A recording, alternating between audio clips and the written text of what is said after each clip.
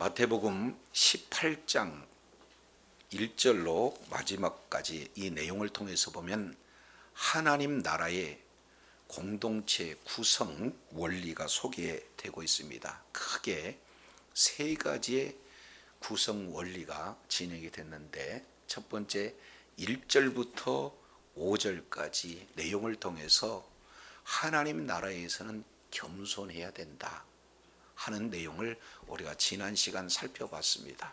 그리고 오늘 내용을 통해서 이제 20절까지 살펴보게 되면은 두 번째 핵심 주제는 존중에 있어요. 한 영혼을 이제 겸손한 자세로 존중해 주시는, 존중하는 그 자세야말로 하나님 나라를 세워나가는 아주 중요한 원리가 되어진다라는 것을 보게 됩니다. 그리고 우리가 다음 계속해서 살펴볼 수 있는 내용은 용서예요. 그래서 크게 세 가지 키워드, 겸손과 존중과 용서라는 핵심 세 가치를 우리가 살펴보는 이런 가운데, 이제 제자들은 예수님의 마음과 같지 않았어요. 예수님께서는 예루살렘으로 올라가시면서 당신께서 이제 십자가에서 피 흘려 죽으심으로 말미암아 우리를 구원해 주시고 하나님의 나라의 백성으로서, 하나님의 나라의 상속자로서 세워갈 그런 그 십자가의 길을 걷는 그런 모습의 반면, 제자들은 예수님께서 세운 나라가 임하게 되면 나는 우편에서, 나는 좌편에서 더 큰 자리에 서서 이제 큰 자가 되어야 되겠다 하는 이 내용을 가지고 누가 크냐 하는 그런 논쟁이 그들 가운데 이루어질 때, 우리 주님께서는 함께 있던 어린아이 한 사람을 이렇게 사실은 모델로 세우면서 이 어린아이와 같이 되지 않으면 결단코 천국에 들어가지 못하리라,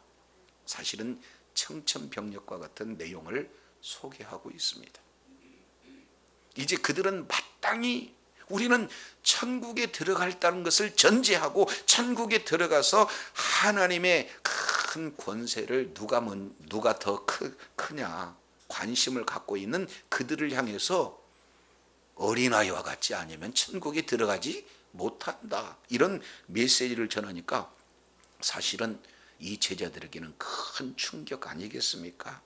그러면서 어린아이는 도대체 누구냐? 우리가 잘못 오해하면 어린아이는 아주 순진하고 순수하다, 그렇기 때문에 순수하고 아주 이제 순진한 아이들 많이 천국에 들어간다라고 오해할 수 있는데, 그때 그 당시의 어린아이는 오늘날 어린아이의 그 개념하고는 차이가 있다. 그래서 멸시당하고 무시당하는 무가치한 존재로 여겼을 때의 어린아이를 이렇게 표현을 하고 있다라는 내용을 우리가 살펴봤습니다. 그래서 어린아이는요, 멸시당하고 또는 아주 천대를 받는다 할지라도 그 부모의 말에 절대적으로 사실은 순종하는, 이것을 예수님께서는 자기를 낮추는 자, 어린아이와 같다, 이런 내용으로 우리 주님이 말씀을 하고 있어요. 그러면서 진짜 이 어린아이 하나를 영접하는 것은 곧 나를 영접한다.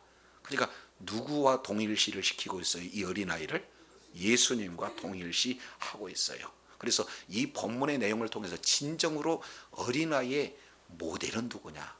예수님이라는 사실. 그래서 예수님은 이제 그 하나님의 나라의 복음을 이 세상 가운데 전하는 그 상황 속에서 많은 사람들로부터 멸시를 받고 천대를 받아요.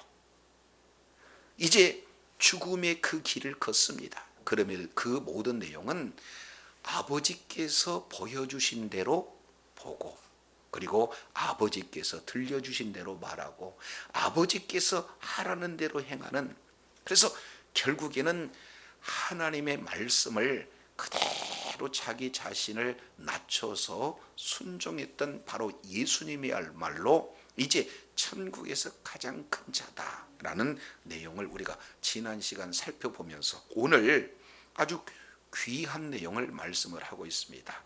자, 그렇다면 나를 믿는 작은 자, 이런 자를 실족하게 하면 바로 그 자는 하나님으로부터 큰 화가 임한다 하는 그런 내용들이 오늘 본문에 소개가 되고 있어요. 자, 그러면은 오늘 공통적인 그 내용을 살펴보면은 2절부터 5절까지 반복되는 단어는 어린 아이가 계속해서 반복이 되어져요.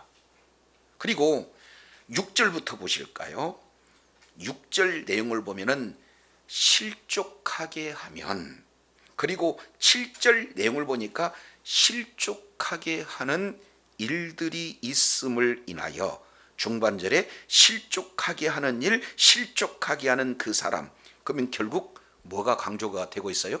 실족하다. 그러니까 어린아이가 반복적으로, 그리고 또 그 어린아이, 다른 말로 작은 자를 실족해 한다라는 내용이 반복적으로 이렇게 기록이 되고 있는 것을 보게 됩니다. 자, 그러면은 이 실족하다라는 이런 어떤 의미를 저와 여러분이 바로 알고, 그리고 그 실족하게 하는 일을 하는 어리석은 자가 돼서는 안 된다는 무시무시한 경고를 말씀을 하고 있어요. 그래서 이제는 실족하게 하는 그런 자는 연자맷돌을 목에다가 매서 깊은 바다 속에 던지는 것 같은 그런 형벌이 주어진다, 이 내용을 말씀을 하고 있습니다. 그래서 오늘 저와 여러분이 오늘 본문 말씀에 근거해서 너를 실족하게 하거든, 범죄하게 하거든 이라고 하는 제목으로 은혜를 나누고자 합니다. 자, 18장 6절 우리 한번 보시죠. 누구든지 나를 믿는 이 작은 자 중 하나를 실족하게 하면, 그랬습니다. 여기에 실족하다라는 그런 단어는 이 6절 내용에만 무려 3번 기록되고 있습니다. 그리고 복음서에서 계속 반복적으로 실족하다라는 내용들을 말씀을 하고 있는데, 신기하게도 이 실족하다 하는 이 내용은 구약 성경에는 나타나지 않고 신약 성경에만 나타나요. 그러면 이 실족하다라는 뜻은 어떤 뜻이 있는가 하는 이 내용을 보면은 크게 두 가지로 이렇게 살펴볼 수 있어요. 직접적인 모습으로 실족해 하는 경우도 있고, 간접적인 형태로 실족해 하는 그런 내용이 있습니다. 그러면 여기서 직접적으로 실족하게 한다라는 그 뜻이 무엇일까? 이 내용은 많은 학자들까지 이 해석에 대해서 분분합니다. 그만큼 실족하다라는 이 내용이 어려운 해석 중에 하나가 되어져요. 그래서 문자 이 내용을 통해서 보면은 스칸달리조라는 이런 어떤 단어를 이렇게 사용을 하고 있어요. 그러니까 문자적으로 보면은 넘어뜨리다, 넘어지게 하다라는 뜻이 있어요. 이것을 다른 뜻으로 해석을 하게 되어지면은 죄를 짓게 하다. 또 하나는 아예 그 믿음에서 벗어나게 하다. 조금 더 심하게 얘기한다면은 그 믿음의 길에서 완전히 이제 넘어지는 배교의 길을 가게 하다라는 여러 가지 뜻으로 해석이 가능한 단어가 여기에 나타나 있는 실족하다라는 그런 어떤 뜻이 되어집니다. 그래서 직접적인 용어는 죄를 짓게 하고, 그리고 믿음의 길에서 넘어지게 하고, 결국에는 하나님을 배반하게 하는 그런 어떤 내용으로 이렇게 사용을 하고 있지만, 간접적인 이 내용은 그러면 어떻게 해서 실족해 하는가? 이 내용은 때로는 멸시하고요, 때로는 무시하고요, 그리고 때로는 아예 그 상대조차 하지 않는 그런 일들 때문에 실족하는, 죄에서 넘어지는, 그리고 아예 배교하는 그런 일까지 놓여지는 전체를 지금 표현을 하고 있습니다. 그래서 원래 의미는 덫, 함정, 이 속에 연관되어져 있는 내용이에요. 그러니까 넘어지는 것과 배교가 무슨 관계가 있는가 하는 그 내용을 보면은 이제 덫에 잘못해서 딱 걸리면 어떻게 됩니까? 그 자체가 사실은 넘어지는 거예요. 그리고 큰 아주 깊은 함정에 빠지게 되면은 그 자체가 넘어지는 것이다 라는 것을 이렇게 볼 수가 있어요. 자, 그러면은 여기서 넘어지게 하는 대상이 누구냐 봤더니 나를 믿는 이 작은 자, 이렇게 표현을 하고 있어요. 자, 그러면은 여기에 계속 반복되어지는 작은 자, 6절에서도 작은 자, 그리고 10절 내용을 보니까 작은 자, 그리고 14절에도 작은 자, 이렇게 기록되고 있어요. 그러니까 작은 자를 넘어뜨리게 하는 자는 하나님으로부터 화가 임한다는 아주 경고의 메시지가 아니겠습니까? 그러면 저와 여러분이 작은 자가 누군가 이 부분들을 살펴볼 필요가 있죠. 여기서 작은 자는 누구냐? 믿음이 연약한 자를 작은 자, 이렇게 지금 표현을 하고 있습니다. 자, 그러면은 오늘 본문을 이제 병행해서 살펴보면은 여기에 의도를 조금 더 선명하게 이렇게 살펴볼 수 있게 되어집니다. 자, 5절과 6절을 같이 보겠습니다. 자, 누구든지 내 이름으로 이런 어린아이 하나를 영접하면, 전제가 조건으로 주어졌어요. 똑같이 6절 내용을 보니까 누구든지 나를 믿는 이 작은 자 중 하나를 실족케 하면 조건절로 주어져 있어요. 그러니까 여기에서 어린아이 하나와 누구와 짝이 되는 거예요? 이 작은 자가 짝이 되어지고, 영접하는 것과 실족하게 되는 것이 짝이 되어진다 그 말이죠. 그러면 실족한다라는 것은 반대 의미가 영접하지 않는다라는, 영접한다의 반대말이 실족한다라는 그런 뜻이 되는 거 아니겠어요? 그러면 우리가 영접하는 내용을 지난 시간 이렇게 살펴봤어요. 영접은 누가 하느냐? 이제 아주 낮은 자가 높은 자를 영접하는 그런 모습 아니겠습니까? 그래서 팔레스타인 지역 이 내용을 통해서 보면은 종 중에서도 가장 낮은 종이 손님을 맞아들일 때 신을 벗기고 발을 씻어주는 내용을 통해서 영접하는 그런 어떤 내용이 되어져요. 그러면 보세요. 어린아이를 영접한다는 것은 그 당시 가치 없다고 생각하는 자를 영접을 한다면은 그보다도 더 낮은 자가 영접을 해야 되는데 그게 아니라 크다라고 생각하는 자, 존귀하다고 생각하는 자, 세상에서 많은 사람들에게 대접을 받고자 하는 그런 자들이 가장 멸시를 받는 아이를 영접한다는 것, 이해가 될 수 있는 내용이에요? 이해를 할 수 없는 그런 내용이. 그러면은 이 작은 자를 영접하는 것이 나를 영접하게 되는데, 반면 그런 작은 자가 나를 믿는 믿음을 가지고 있는데 순수하게 나를 믿는 믿음을 가지고 있는 그 자를 영접이 아니라 반대로 넘어뜨린다면, 실족하게 한다면, 죄의 길을 걷게 한다면, 심지어는 하나님을 배반하게 만드는 길을 가게 한다면 얼마나 큰 화가 임할 것인가 하는 그 내용을 지금 말씀을 하고 있습니다. 자, 그러면 정리한다면 여기서 작은 자는 누구를 얘기합니까? 세상적으로 잘 나가는 사람들을 작은 자라고 하겠습니까? 세상적으로 잘 나가는 사람들에 의해서 멸시천대를 받는 자들이 작은 자가겠습니까? 여기서 작은 자의 개념은 누구냐? 바로 저와 여러분을 얘기하고 있어요.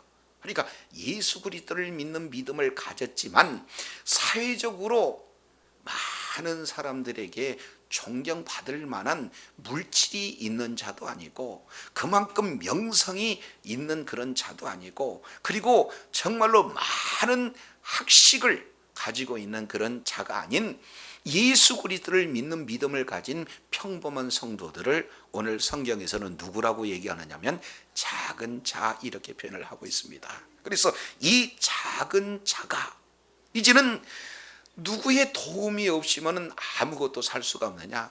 하나님의 도움이 없으면 살 수가 없기 때문에 그저 하나님의 말씀을 붙들고 말씀대로 순종하며 그 길을 가려고 하는데, 여기에 우리가 믿음이 약해서 넘어지잖아요. 우리가 믿음이 약해서 때로는요 시험이 들 수도 있잖아요.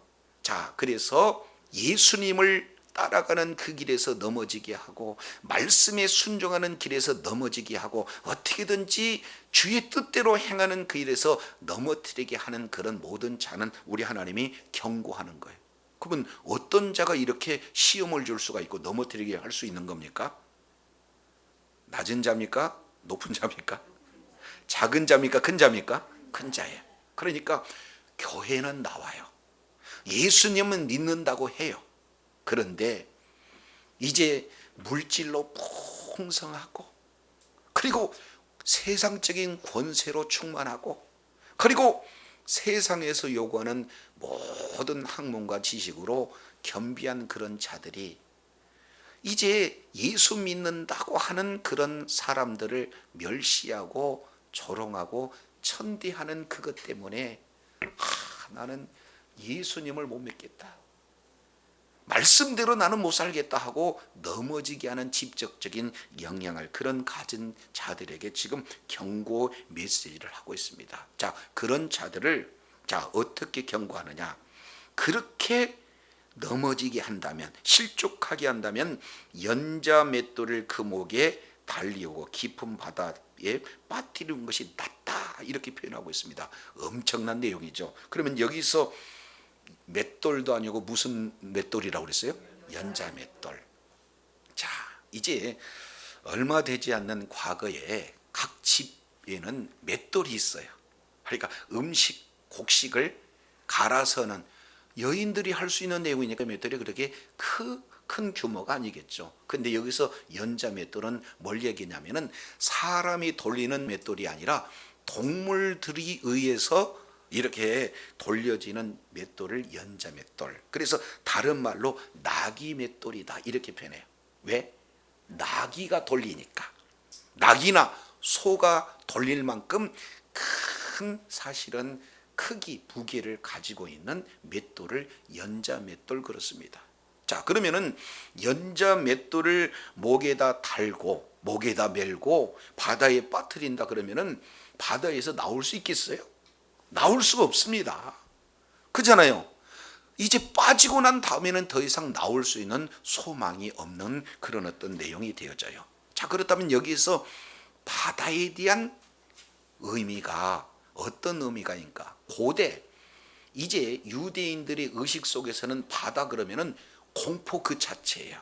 왜 그러냐면 바닷속에 리워야단이라고 하는 하나님을 대적하는 세력이 그 속에 들어있다라고 그들은 믿고 있기 때문에 그 바다는 뭐예요? 악 자체고, 그 바다는 공포 그 자체고, 바다는 두려움 그 자체다, 그 말이죠. 그러니까 가장 두려운 곳을 바다 이렇게 표현하고 있는데, 그 바다에다가 빠뜨렸어요. 빠뜨려진 그곳에서 영원히 나올 수 있는 가능성은 없어요. 그러니까 연자 맷돌로 목에 들이워서 바다에 빠뜨렸다. 이것은 그들이 생각하는 가장 큰 형벌이 바로 이 바다에 빠뜨리는 이런 내용으로 말씀을 하고 있다, 그 말이죠. 그러니 이 믿음, 나를 믿는 작은 자를 실족하게 하는 이 일이야말로 얼마나 큰 형벌인가 하는 이 내용을 이렇게 그들의 의식 속에서 잘 이렇게 표현을 해주고 있는 것을 보게 되어집니다. 자, 그런데 히브리인들 가운데는 이런 형벌이 사실은 구약 성경이 없어요. 왜? 이건 그만큼 저주스러운 죽음이기 때문에 그렇습니다. 그러면 예언서 이 내용을 살펴보게 되면 예언서에 주로 그게 많이 나와요. 하나님의 말씀에 불순종하게 되어지면은 그들의 죽음을, 이제는 그들은 죽음 그 자체를 통해서 가가지고 이 무덤에 묻히는 그런 내용이 복된 죽음 그렇게 표현을 하고 있는데, 저주스러운 죽음은 뭡니까? 땅에 묻히지 않고 널려 있는 그런 상태가 되어지는 것을 저주스러운 죽음 이렇게 표현합니다. 그러면은 시체가 묻히지 못해 되면 어떤 현상이 나타나죠? 시체를 뜯어먹는 짐승이 있겠고 새가 쪼아먹을 거 아니에요. 그러니까 이것은 정말로 저주스러운 죽음이다 라고 히브리인들의 의식 속에 꽉 잡혀져 있는 그런 어떤 모습이 되어져요. 자, 그런데 그거보다도 더 저주스러운 죽음은 뭐예요? 바닷속에서 빠져서 영원히 나오지 못하는 이런 것이 바로 더 저주스러운 죽음이다, 이렇게 표현을 한다 그 말이죠. 왜 그렇습니까? 새가 쪼아먹거나 짐승이 뜯어먹어도 뭐는 남아요? 그 뼈는 남아요. 그래서 그 뼈를 조상의 무덤에 훗날 함께 묻어주게 되면 그나마 나을 텐데, 바닷속에는 어떻게 되는 겁니까? 찾을 수가 없어요. 여기서 깊은 바다는 가까운 바다겠습니까? 이제 육지로부터 멀리 가는 바다겠어요? 그렇습니다. 멀리 가야, 사람이 헤엄쳐서 갈 수 있는 내용이 아니라 배를 타고 가고, 그리고 가장 깊은 곳에 연자맷돌을 메어서 빠뜨리기 때문에 더 이상 건져낼 수 있는 가능성이 제로인 그런 내용이기 때문에 여기에 큰 화가 임한다라는 사실을 이렇게 말씀을 하고 있는 것을 볼 수가 있습니다. 그래서 이 형벌은 유대인의 형벌이 아니라 로마인의 형벌입니다. 그러니까 로마인의 형벌, 이 내용을 통해서 보면은 아주 중죄인만 이런 형벌이 임하게 되겠죠. 특히 부모를 죽인다든지 이런 아주 그냥 중한 형벌, 이런 자들만 연자맷돌에 이렇게 매서 깊은, 멀리 배를 타고 가서 깊은 바다에 던지는 이런 형분들을 이렇게 진행하는 이런 내용들이 되어집니다. 자, 그렇다면 한 사람을 실족하게 하면 이런 저주스러운 죽음이라는 것은 굉장히 뭐예요? 충격적인 그런 어떤 내용 아니겠습니까? 그러면은 이런 자가 누군가 하는 것을 7절 내용을 통해서 잘 볼 수가 있습니다. 자, 7절 내용을 보면 두 번씩 화가 있다 이렇게 말씀을 하고 있어요. 자, 7절 보겠습니다. 실족하게 하는 일들이 있음으로 말미암아 뭐가 있어요? 세상에 화가 있도다. 실족하게 하는 일이 없을 수는 없으나 실족하게 하는 그 사람에게는 뭐가 있다? 화가 있다. 여기에 그 화를 받을 만한 대상을 두 번 기록하고 있는데, 놀라운 것은 실족하게 하는 자가 화가 있는 것을 먼저 기록하는 게 아니고 먼저 누구를 기록하고 있어요? 세상에 화가 있다 이렇게 표현을 하고 있어요. 그러니까 이 세상은 결국에는 이제 예수 그리스도를 믿는 믿음을 가진 그런 자들을 멸시하고 천대해서 결국에 예수 믿지 못하도록 만드는 곳이 어디라는 거예요? 세상이라는 것을 이렇게 말씀을 하고 있는 것을 보게 됩니다. 에베소서 2장 1절부터 3절까지 내용을 보면은 죄 지은 인생들의 가치는 욕심으로 가득 차 있어요. 그래서 자기가 원하는 것, 하나님이 원하는 것이 아니라 자기의 욕심을 채우려고 하는 그런 모든 모습으로 가득 찬 곳이 바로 이 세상이다. 왜 그러냐? 그 배후에는 악한 영들이 지배하고 있기 때문에 악한 영의 쓰임을 받아서 하나님의 뜻이 아닌 정욕대로 자기의 원하는 마음에 원하는 대로 삶을 사는 그런 모습이 예수 그리스도를 믿는 믿음을 갖기 이전의 삶이다라는 것을 이제 에베소에서 잘 설명을 하고 있는 것을 보게 됩니다. 자, 그렇다면 오늘 또 이제 교회 안에서 이런 세상적인 원리를 가지고 내 입으로는 예수님을 믿는다고 그래요. 그리고 주일날 예배당에 나와서 하나님 앞 예배 드리는 내용이에요. 그런데 그 모든 기준은 세상 기준이기 때문에 하나님 나라의 기준대로 살고자 하는 모든 자들을 예수님을 믿는 믿음에서 벗어나게 하는 이런 내용이 뭡니까? 사실은 세상 원리다 라는 측면에서 실족하게 하는 세상에게 뭐가 있다? 화가 있다. 이걸 다른 말로 본다면은, 자, 현세적인 화다 이렇게 표현을 해요. 그러니까 이 땅 삶을 사는 동안에도 화가 임한다라는 것을 경고하고 있어요. 동시에 실족하게 하는 그 사람, 실족하게 하는 그 사람이 뭐가 있다는 거예요? 화가 있다 하는 내용이에요. 이거 굉장히 심한 내용이 아닐 수 없습니다. 우리 잠깐 마태복음 23장 이렇게 살펴보도록 하시죠. 13절 이 내용을 보면은 화 있을진저 외식하는 서기관들과 바리새인들이여. 그러니까 여기서 화 있다라고 하는 것은 저주의 선포입니다. 그러면은 누구냐? 외식하는 서기관과 바리새인 그랬습니다. 이 외식이라는 단어는 뭡니까? 겉과 속이 다르는 거예요. 원래 가면에서 나온 단어입니다.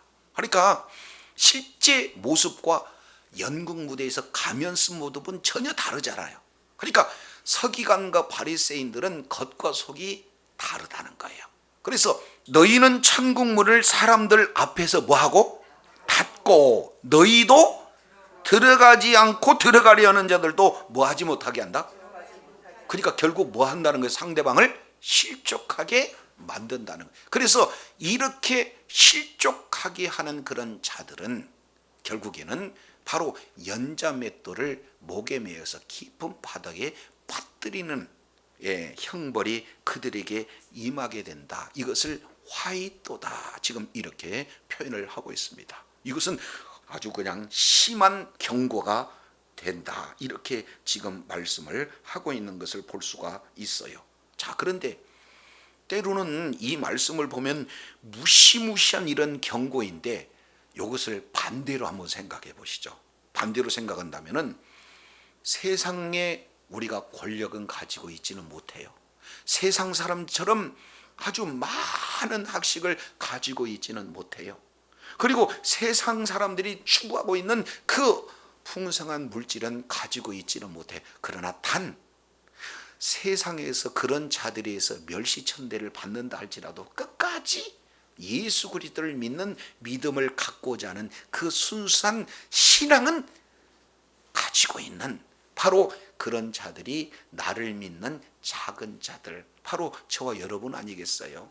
자, 그러면은 그런 저와 여러분을 어떻게든지 예수님을 믿지 못하도록 조소하고 멸시하고 천대하고, 그래서 마침내는 우리를 어떻게 해요? 믿음의 길에서 넘어뜨리려고 하는 그런 자들에게 이 무시무시한 경고를 한다는 것은 우리들에게는 하나님의 보호에 대한 약속이요 축복이 되는 줄로 믿습니다. 그러니까 이 내용은 우리들에게 경고이면서 동시에 우리에게 하나님의 보호를 말씀하고 있는 축복의 메시지가 되어진다. 그래서 1차적으로는 바리새인들처럼 나는 하나님의 말씀을 잘 알아요. 그리고 말씀대로 살아요. 이 모든 내용은 사람들에게 보여주기 위한 내용이고 정작 하나님의 말씀에서는 벗어난, 그래서 자기 잘못된 내용들을 다른 사람들에게 잘못하도록 해서 넘어뜨리게 하는 이런 어떤 모습들에 대한 경고예요. 자, 그러면 우리는 이렇게 이제 작은 자, 예수 그리스도를 믿는 믿음을 가진 작은 자를 넘어뜨릴 수밖에 없는 그런 환경 속에서 살아간다 하는 이런 어떤 내용들을 이렇게 말씀을 하고 있습니다. 자, 어떻게 표현하냐면은 7절 다시 한번 보시죠. 실족해 하는 일들이 있음으로 말미암아 세상에 화가 있다. 실족하게 하는 일이 없을 수는 없으나, 그러면 여기서 없을 수는 없으나 그 얘기는 뭡니까? 실족하는 일이 있다는 거예요? 반드시 있다는 거예요? 그렇습니다. 세상에는 실족하게 하는 일들이 반드시 있습니다. 그 얘기는 세상 가운데 지금 뭣도 포함을 하고 있냐면 교회 안에도 이런 일이 있다 없다? 있다는 거예요. 그렇지 않습니까? 신실한 믿는 믿음을 가지고 있는데 물질이 없다 해서 멸시당하는 경우가 교회에는 없을까요? 정말로 주님의 뜻을 위해서 힘쓰고 애쓰는 그런 사람들을 향해서 그런 사회적인 그런 지위가 낮다고 해서 천대 멸시 받는 그런 경우가 교회 안에는 없을까요?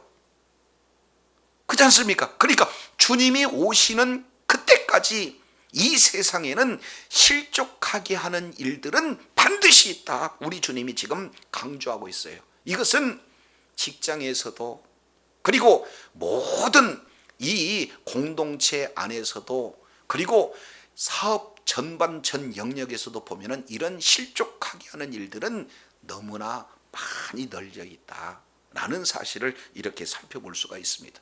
자, 그러면 문제는 실족하게 하는, 예수 그리스도를 믿는 믿음을 가진 그런 자들을 실족하게 하는 자가 내가 될 수 있잖아요.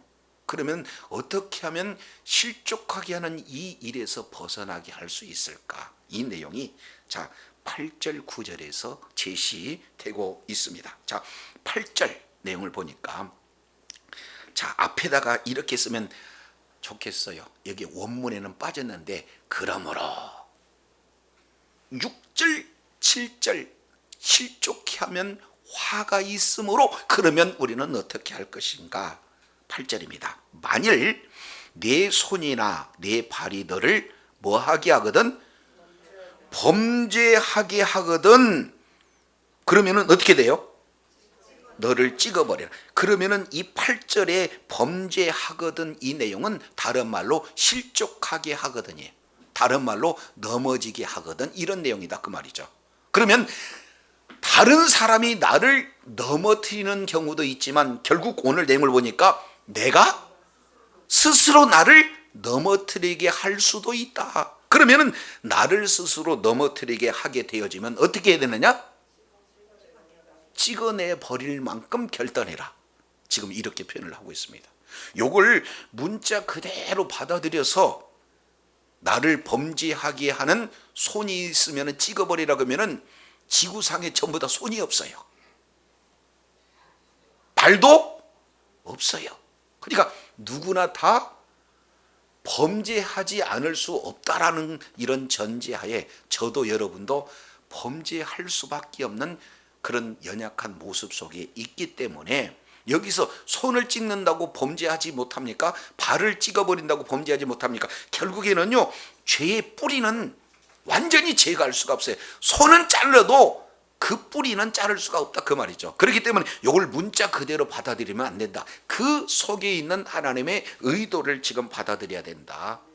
그러면 내가 손으로 나 자신을 넘어뜨릴 수 있고, 발로 나 자신을 넘어뜨려서 결국에는 예수 그리스도를 믿지 못하는 그런 쪽으로 진행이 되면은 손을 찍어버릴 만큼, 발을 찍어버릴 만큼 아주 엄청난 그런 어떤 결단을 우리 주님께서 요구하고 있는 거예요. 왜냐하면 그 뒤에 보겠습니다.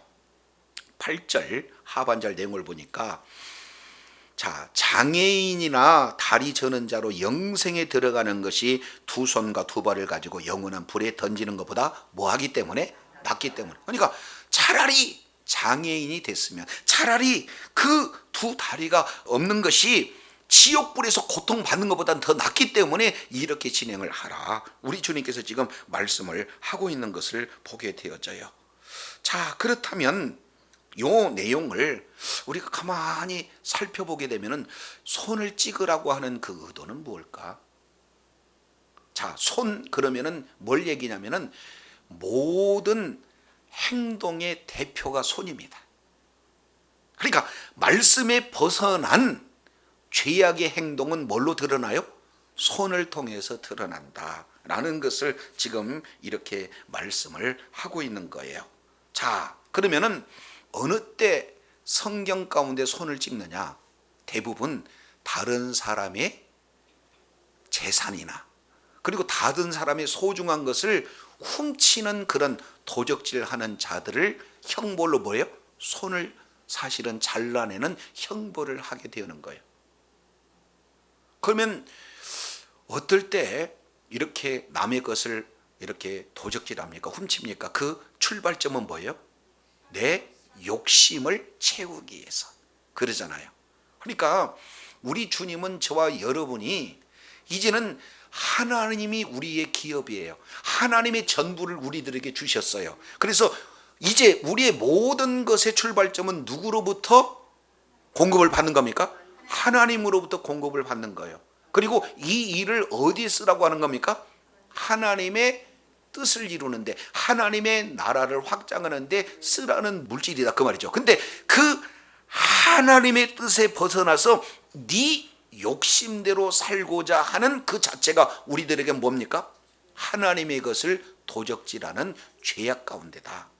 그래서 그렇게 손을 잘라라 하는 그 내용은 다른 사람이 자르는 거예요? 내가 스스로 자르는 겁니까? 내가 스스로 나를 넘어뜨리게 하는 것은 이제 내가 그만큼 경각심을 가지고 잘못된 행동에서 돌이켜라고 하는 경고의 메시지인 줄로 깨달으시길 바랍니다. 발도 마찬가지예요. 발은, 자, 우리는 인생길이라고 해요. 그러니까 길을 걷는 것은 발로 그 방향을 설정하고 걸어가는 내용 아니겠습니까? 그러면 이 다리를 찍어라 라고 하는 이 내용은 이제 모든 행동이 반복되고 반복돼서 내 삶이 사실은 결정이 되어지는 거 아니겠습니까? 그러면은 잘못된 길을 걷는다 그러면 잘못된 인생 길을 걷게 되어지는 거고, 말씀에서 벗어난 길을 걷게 되면 그것을 어떻게 하라는 거예요? 잘라서 다시 하나님이 원하는 길, 말씀이 원하는 길, 뭔가 하나님의 뜻을 이루는 길로 돌이키라고 하는 경고의 메시지가 되어진 줄로 믿습니다. 그래서 손발을 잘라라 하는 그 내용은 하나님께로 돌이키라고 하는 그런 경고예요. 왜? 하나님을 벗어나고 하나님과 관계없는 그 길을 계속해서 가게 되어지면 최종적으로는 어떤 결과가 나타납니까? 지옥불이에요. 영생이 아니라, 하나님의 나라가 아니라 지옥불에 이렇게 떨어뜨릴 수밖에 없는 그런 내용이 되어져요. 그래서 여기에 한 단어 8절 한번 보세요. 8절 내용을 보니까 두 손과 두 발을 가지고 영원한 불에 던진 것보다 나으니라 하면서 9절, 만일 네 눈이 너를 범죄하게 하거든 빼어버리라. 한 눈으로 영생에 들어가는 것이 두 눈을 가지고 어디에 들어간 것보다 나으니라? 그러니까 영원한 불을 다른 말로 뭐라고 표현했어요? 지옥불, 이렇게 표현을 하고 있어요. 자, 그러면은 이 지옥불이라고 하는 이런 내용은 어디를 얘기하는가? 자, 우리 잠깐 마가복음 9장을 한번 보겠습니다. 이 내용은 아주 더 구체적으로 이렇게 표현을 하고 있어요. 마가복음 9장 42절, 또 누구든지 나를 믿는 이 작은 자 중에 하나를 실족하게 하면 차라리 연자 맷돌이 그 목에 매어 바다에 던지는 것이 나으니라, 이렇게 얘기하잖아요. 자, 쭉 넘어갑니다. 어디를 보시냐면 47절도 보시죠. 47절, 만일 내 눈이 너를 범죄하게 하거든 빼어버리라. 한 눈으로 하나님의 나라에 들어가는 것이 두 눈을 가지고 지옥불에 던지는 것보다 나으니라 그랬죠. 그러니까 영생은 마가복음에서는 뭘로 표현해요? 하나님의 나라로 표현하고, 그리고 지옥불을 조금 더 구체적으로 표현하는데 48절, 여기는 마가복음에 기록되고 있어요. 48절, 거기는 다른 말로 지옥불이죠. 거기는 구더기도 죽지 않고 뭐요? 불도 꺼지지 않느니라. 사실 지옥의 근원은 게헨나라고 해요. 게헨나라고 하는 것은 예레미야에서도 아주 구체적으로 표현되어 있는데, 이게 이 흰놈의 골짜기에서 나온 단어가 게흰놈, 게헨나로 연결이 되어져요. 그러면 이제 그 흰놈의 골짜기는 예루살렘 남쪽에 있는 그런 내용인데 형벌이 집행되는 그런 장소예요. 그러니까 거기는 쓰레기 하치장이기 때문에 계속해서 쾌쾌한 냄새들이 계속 나타나고, 그곳에는 죽은 자들의 시체도 계속 불타고 그곳에서 썩이는 악취가 있는 그런 어떤 곳을 게헨나, 이렇게 표현을 하고 있는데, 그렇게만 생각하면 안 돼요. 오늘 마가복음은 뭐라고 했습니까? 영원히 꺼지지 않는 불, 이 지옥의 고통, 이 내용을 마가복음은 정확하게 이렇게 기록을 하고 있는 그런 내용이에요. 그래서 이제는 영원한 불이 있는 곳, 그곳이 뭐예요? 지옥불이다. 하나님과 관계없이 계속해서 하나님을 등지고 죄악의 길로 가다 보면은 마지막에 끝은 어디예요? 없지요. 그러니까 우리 주님은 절단하라, 끊어버리라고 하는 내용은 잘못된 길을 우리는 안 갈 수가 없어요. 그러나 간다 할지라도 뭐 하라는 거? 돌이켜서 말씀의 길로, 돌이켜서 하나님의 그 품에 돌이키라 하는 그런 경고의 메시지가 우리 주님께서 저와 여러분에게 주신다는 사실을 기억을 하시기를 바랍니다. 자, 그러면은 이런 내용 중에 바로 사도 바울이 우리들에게 잘 이렇게 적절한 표현을 말씀을 하고 있습니다. 자, 그러면은 어떤 내용인가? 손을 찍으라, 이 문자적으로 해석하면 안 된다고 그랬어요. 자, 우리 한 군데만 찾아보고 마치겠습니다. 고린도전서 8장을 우리 한번 보겠습니다. 9절부터 한번 보실까요? 그런즉 너희가 자유가 믿음이 약한 자들에게 걸려 넘어지게, 여기서 걸려 넘어지게 하지 않도록 뭐 해라? 조심해라. 사도 바울이 이렇게 표현해요. 이 내용의 배경은 그렇습니다. 자, 사도 바울은 말씀 그 지식이 있는 자예요. 그 내용 가운데 우상은 사람이 만들어지기 때문에 원래 우상은 없는 거예요. 그러니까 우상에게 바쳐진 제물 역시 마찬가지로 하나님이 주신 거기 때문에 사도 바울은 우상도 없는 거고 그 모든 음식물을 하나님이 주셨기 때문에 우상 제물을 먹을 수 있다라는 확실한 믿음을 가진 자가 누굽니까? 사도 바울입니다. 그런데 성경에 우상 제물을 먹지 말라 하는 그런 내용으로 사도 바울은 먹을 수 있는데 믿음이 약한 자들이 와서 아니 그거 우상 제물 아닙니까? 그러면은 사도 바울 입장에서는 먹을 수 있는 지식이 있다 할지라도 그렇게 인정한 믿음 약한 자를 위해서 먹을 수 있는 믿음이 있다 할지라도 그 영혼이 실족하지 않기 위해서 음식을 먹지 마라. 그래서 너희 자유가 약한 믿음을 가진 자들에게 넘어지지 않도록 하기 위해서 조심하라. 지금 이렇게 표현을 하고 있어요. 10절 보겠습니다. 10절 지식 있는 내가 우상의 집에 앉아 먹는 것을 누구든지 보면 그 믿음이 약한 자의 양심이 담력을 얻어 우상 제물을 먹게 되지 않겠느냐. 바울 선생님이 저걸 우상 제물을 먹네? 그러면 나도 먹을 수 있네? 그 얘기는 바울은 우상 제물을 먹은 거예요? 하나님이 주신 음식을 먹는 거예요? 근데 믿음 약한 자는 우상 제물로 알고 먹는다 그 말이에요. 그러니까 믿음에 담력이 생기게 되는 거죠. 그래서 11절 그러면 내 지식으로 약한 자를 뭐 하겠다는 거예요? 멸망하게 하느니 그는 그리스도에 위하여 죽으심 받은 형제다. 결국에는 12절 이같이 너희가 형제에게 죄를 지어 그 약한 양심을 상하게 하는 것 곧 그것이 그리스도에게 뭐 하는 거다? 죄를 짓게 하는 거다. 믿습니까? 그러니까 나 자신이 넘어뜨리지 않게 하는 그 내용은 뭐냐? 다른 사람으로부터 내가 나로 말미암아 걸림돌이 되지 않는 하나님의 경고인 줄로 깨달으시길 바랍니다. 그러니까 교회에 처음 나오게 되면은 이제 말씀이 좋아서 나오는 경우는 거의 없어요. 나를 인도한 사람들을 따라 나오는 겁니다. 그리고 교회에 처음에 나오게 되면은 신앙이 좋다라고 하는 사람들을 모델로 삼아서 신앙생활을 하게 되어지고, 그리고 이제 장로님이나 목사님들의 기도의 내용도 따라하는 수준이 사실은 믿음이 연약한 자들이 보고 배우는 그런 상황 아니겠습니까? 그런데 그것은 성경은 아니다 그 말이죠. 그래서 우리의 본질적인 기준은 예수 그리스도의 말씀인 줄로 믿습니다.